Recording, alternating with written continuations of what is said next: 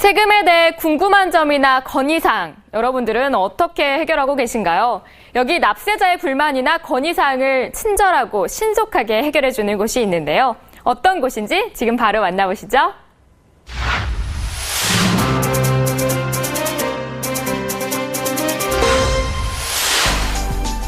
국세청에도 고객만족센터가 있다는 사실 알고 계십니까?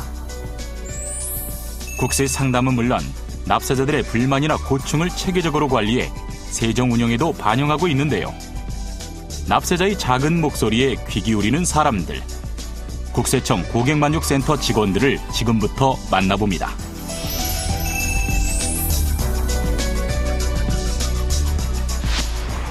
상담을 받기 위한 사람들로 북적이는 이곳. 6개월에 한 번 정도 이용하고 있어요. 그동안 몰랐던 부분, 앞으로 진행해야 될 부분을 좀 방향을 좀 정확하게 좀 잡고 가는 것 같아서 도움 많이 됐습니다. 국세청 고객만족센터는 언제나 친절하고 정확한 상담을 목표로 하고 있습니다. 그 사람의 명의만 있다는 걸 입증해야 되니까 그걸 증명할 수 있는 서류가 되거든요. 고객만족센터는 국세에 관한 상담을 전문적으로 수행하는 국가기관입니다. 국세청 고객만족센터는 2001년 국세청 납세지원국 소속 콜센터로 처음 문을 열었습니다. 이후 국세종합상담센터로 명칭이 바뀌었다가 2008년 지금의 국세청 고객만족센터로 확대 개편됐는데요. 고객만족센터에는 전화상담, 인터넷상담, 방문상담, 고객의소리 관리 등 8개 팀에 120명의 유능한 국세 공무원이 근무하고 있습니다.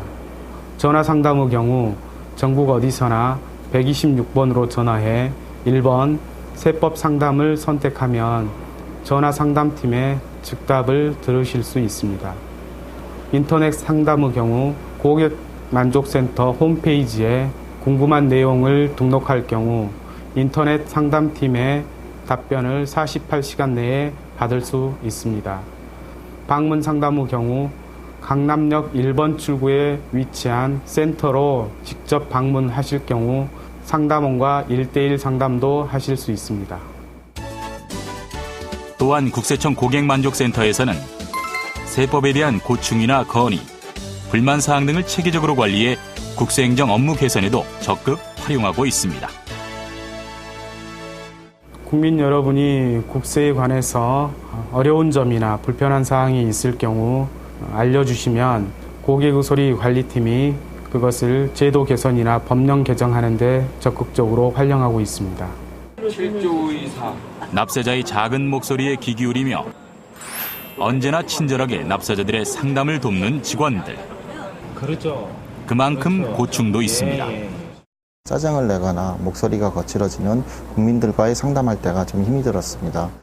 납세자가 글로 썼을 때 그 질문의 요지를 정확히 파악하고 그리고 그 의도를 파악하는 게 가장 어려웠고 힘들었던 부분이고, 상담을 진행하며 어쩔 수 없이 생기는 문제와 오해. 하지만 그럴수록 직원들은 더 연구하고 더 노력합니다. 세법책 사이사이 꼼꼼하게 붙여놓은 스티커. 납세자에게 신속하고 정확한 답변을 주기 위해 직원들의 책상은 언제나 세법책들로 가득합니다. 보다 친절하고 정확한 국세 상담을 목표로 하고 있는 국세청 고객만족센터. 그렇다면 국세청 고객만족센터로 납세자들이 가장 많이 물어보는 질문은 어떤 것들이 있을까요? 부가가치세 일기 확정 신고 기간이 다가오고 있어 부가가치세 신고 관련 문의가 많습니다. 아무래도 해당 납부 기간에 따른 문의가 가장 많은데요. 부동산 임대 간주 임대료 계산 시 적용되는 이자율이 올해부터 연 3.4%에서 연 2.9%로 변경되었습니다. 올해 2월 1일부터 이용 목적의 성형수술, 안면 교정술, 일부 피부 시술과 관련된 부가가치세가 과세되는 것으로 개정이 되었습니다. 여기에 해당되시는 병의원은 이번부터 부가가치세를 신고 납부하여야 합니다. 또한 부가가치세는 다른 세목과 달리 신고기간이 말일까지가 아닌 7월 25일까지입니다. 이 점 꼭 잊지 마시고 7월 25일까지 신고해 주시기 바랍니다. 밀려드는 상담 문의에도 직원들이 웃을 수 있는 건 바로 고마워하는 납세자들이 있기 때문입니다. 시원하게 답변 받아서 감사하시다는 분들 계시고 또 정성 어린 답변 덕분에 큰 도움 받으셨다고 하시는 분들 계시면 많이 보람 느낍니다. 친절한 안내로 오늘도 납세자들의 궁금증 해결에 나서고 있는 국세청 고객만족센터. 언제든지 편하게 오셔도 상담을 할 수 있도록 가족처럼 성실하고 친절하게 상담해 드리도록 노력하겠습니다. 저희가 납세자분들을 편해서 이렇게 세법을 해석을 하고 그리고 도움을 드리려고 노력하고 있다는 점 기억해 주셨으면 좋겠어요.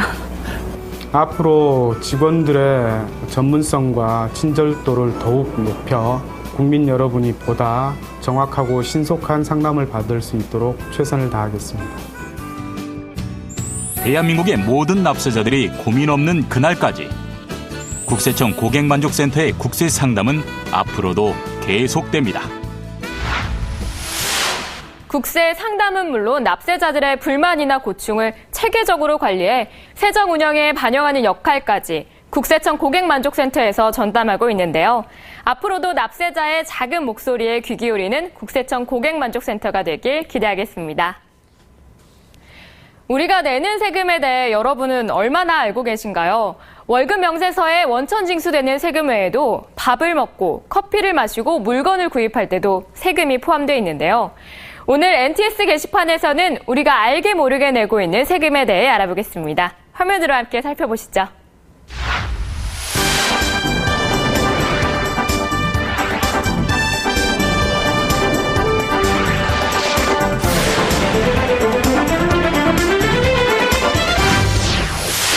우리가 사는 대부분의 물품에는 부가가치세라는 세금이 포함되어 있는데요.